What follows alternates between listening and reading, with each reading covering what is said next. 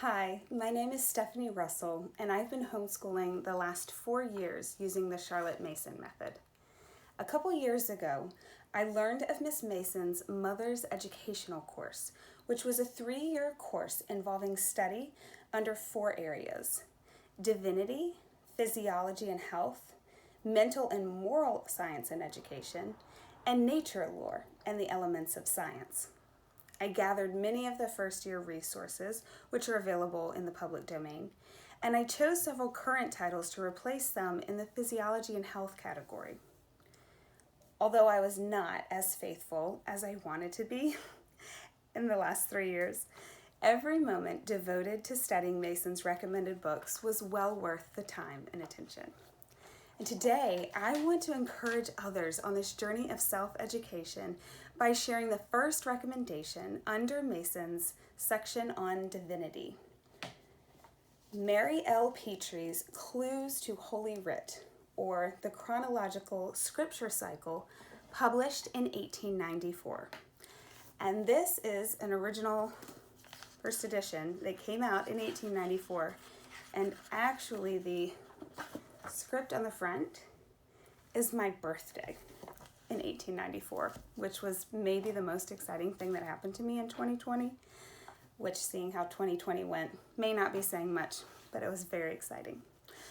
Born 33 years earlier in 1861 in Surrey, England, Mary Louisa Georgina Petrie was a woman whose passion for the Lord, His Word, and His people is evident in the life she lived and the works she left behind.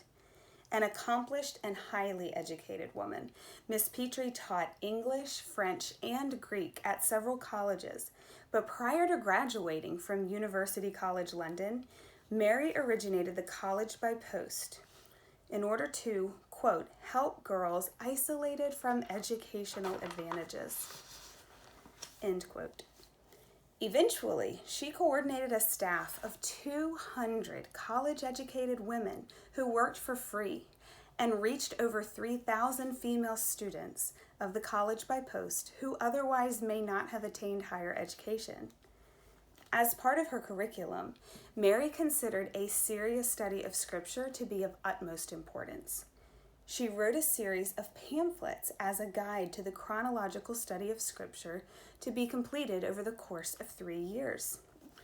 Eventually, this was published as a book.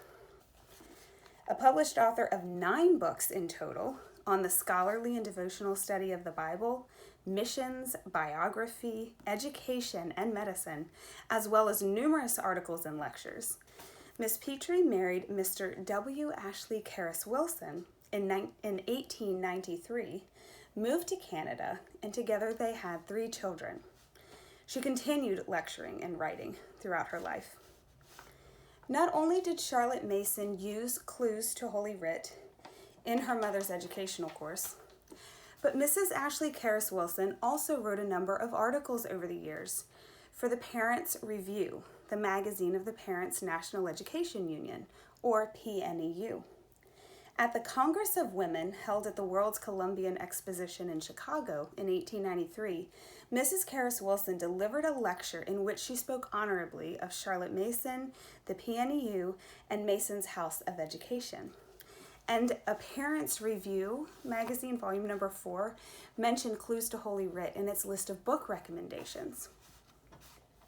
A little over 100 years ago, Charlotte Mason used Clews as a text in her Mother's Educational course. Today, it's available free in the public domain. I've included links to it in the description below. I invite you to join me beginning January 1st, 2021, on a 3-year chronological journey through Scripture with this incredibly rich resource used by thousands of students of the College by Post, as well as missionaries, Bible teachers, and other Charlotte Mason educators. Follow the link below to dive into the preface and introduction, and subscribe to be notified of the next installment of discussions on Clews to Holy Writ. I will close with Miss Petrie's closing thoughts in her preface. And now, as with sails trimmed anew, my humble craft speeds out to sea from its inland lake.